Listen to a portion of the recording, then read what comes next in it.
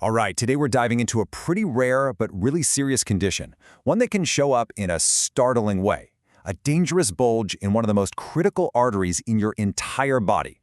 We're going to break down carotid artery aneurysms. Okay, I want you to imagine something for a second. What if you felt a distinct pulsing lump on the side of your neck? It's a really unsettling feeling, and it just so happens to be the most common sign of the dangerous bulge we're talking about today. So what exactly is this mysterious bulge? Let's, take a closer look and solve this thing. It's called an extracranial carotid artery aneurysm, or ECAA for short. Yeah, that is a total mouthful, right? But the concept is actually pretty simple.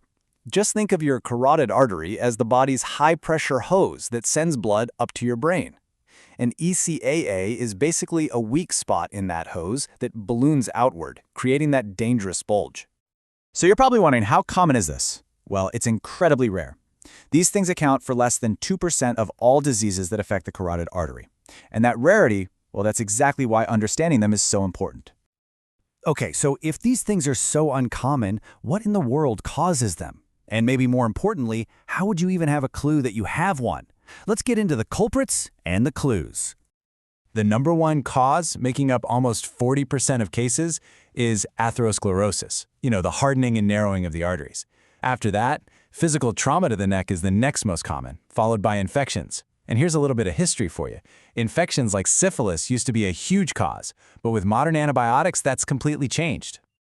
So, like we said, that pulsing mass in the neck is the clue you'll see most often. But here's the thing, the real danger usually isn't the bulge itself.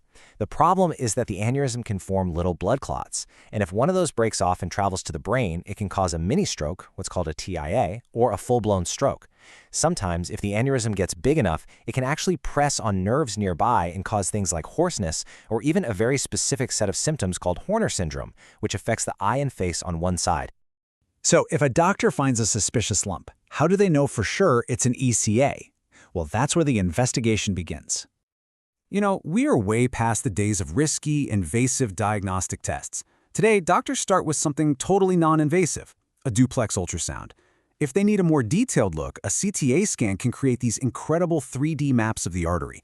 They also use MRA, which is fantastic for seeing what's inside the aneurysm, like any blood clots. Put it all together, and this modern toolkit gives surgeons a crystal clear picture of what they're dealing with. And this brings us to a really critical moment in the whole journey. Once the aneurysm is found, what's the next move? Believe it or not, the answer isn't always to rush into surgery. Yeah, check out this quote from the source material. It really explains how our thinking on this is totally evolved. Because the causes have shifted away from those aggressive infections we mentioned and more towards these slower, degenerative types, we've learned that some of these newer types of aneurysms have a more benign or harmless natural history. So a lot of the time, it really just comes down to size.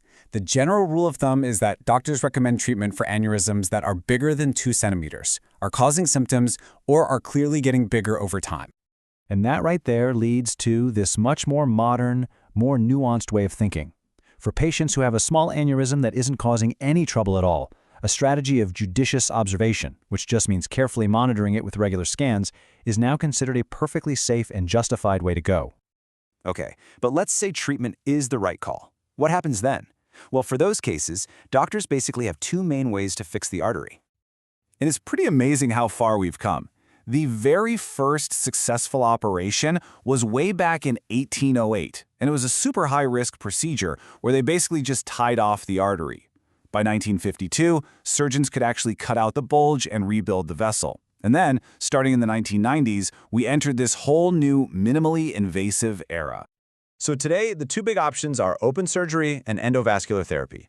With open surgery, a surgeon makes a cut in the neck to literally replace the aneurysm with a graft. It's the tried and true method, a really durable fix, but it comes with a higher risk of nerve damage and a longer recovery.